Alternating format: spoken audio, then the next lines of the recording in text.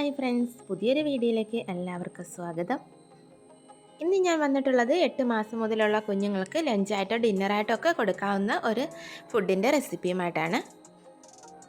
കുഞ്ഞുങ്ങളുടെ ഫുഡ് എപ്പോഴും അവരുടെ വളർച്ചയ്ക്ക് ആവശ്യമായിട്ടുള്ള വൈറ്റമിൻസ്, മിനറൽസ്, പ്രോട്ടീൻ ഇവയൊക്കെ അടങ്ങിയിട്ടുള്ള ഒരു മീൽസ് ആയിരിക്കണം കൊടുക്കേണ്ടത്. അങ്ങനെ ഒരു ബേബി ഫുഡിൻ്റെ റെസിപ്പിയുമായിട്ടാണ് ഇന്ന് ഞാൻ വന്നിട്ടുള്ളത്. അപ്പോൾ വീഡിയോയിലേക്ക് കിടക്കും മുമ്പ് ആരെങ്കിലും ഈ ചാനൽ സബ്സ്ക്രൈബ് ചെയ്തിട്ടില്ലെങ്കിൽ ഒന്ന് സബ്സ്ക്രൈബ് ചെയ്യാനും സപ്പോർട്ട് ചെയ്യാനും മറക്കരുത്. സബ്സ്ക്രൈബ് ബട്ടൺ അടുത്തുള്ള ബെൽ ബട്ടനോട് ക്ലിക്ക് ചെയ്താൽ ഞാനിടുന്ന പുതിയ പുതിയ വീഡിയോസിൻ്റെ നോട്ടിഫിക്കേഷൻസ് ഉടൻ തന്നെ നിങ്ങൾക്ക് കിട്ടും. അപ്പോൾ വേഗം തന്നെ വീഡിയോയിലേക്ക് പോകാം.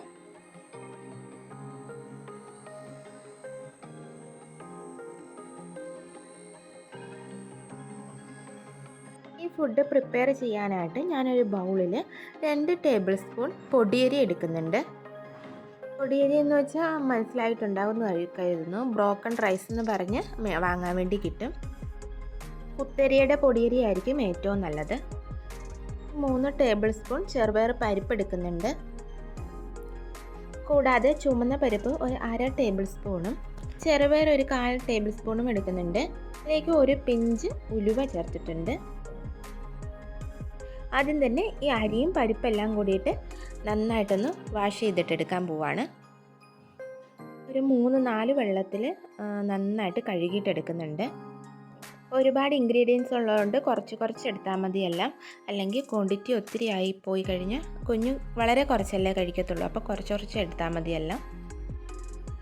അപ്പം ഞാൻ നന്നായിട്ട് കഴുകി വൃത്തിയാക്കിയിട്ട് എടുത്തിട്ടുണ്ട്.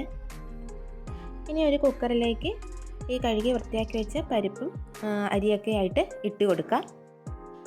അതിലേക്ക് കുറച്ച് ക്യാരറ്റും മത്തങ്ങയും ആഡ് ചെയ്ത് കൊടുക്കുന്നുണ്ട്. ഇഷ്ടമുള്ള വെജിറ്റബിൾസ് യൂസ് ചെയ്യാം. ഇഞ്ചി ജീരകത്തിൻ്റെ പൊടിയും കൂടെ ആഡ് ചെയ്ത് കൊടുക്കുക. ആവശ്യത്തിന് ഉപ്പും കൂടെ ചേർത്ത് കൊടുക്കുക. ഉപ്പ് വളരെ കുറച്ചിട്ടാൽ മതി. വേകാൻ ആവശ്യത്തിനുള്ള വെള്ളവും കൂടെ ഒഴിച്ചിട്ട് വേവാൻ വേണ്ടി വെക്കാം. ഒരു 5 വിസിലോളം വരുന്നവരെ വെയിറ്റ് ചെയ്യാം. കാരണം നന്നായിട്ട് വേവുന്നതായിരിക്കും നല്ലത്. 5 വിസിലൊക്കെ വന്നതിന് ശേഷം പ്രഷറൊക്കെ പോയി ഞാൻ ഓപ്പൺ ചെയ്തിട്ടുണ്ട്. നന്നായിട്ട് വെന്ത് വന്നിട്ടുണ്ട്. വെജിറ്റബിൾസൊക്കെ നന്നായിട്ട് വെന്ത് വന്നിട്ടുണ്ട് കേട്ടോ. ഇനി ഇതൊന്ന് വേറൊരു പാത്രത്തിലേക്ക് മാറ്റിയതിന് ശേഷം നന്നായിട്ട് ഉടച്ചെടുക്കണം.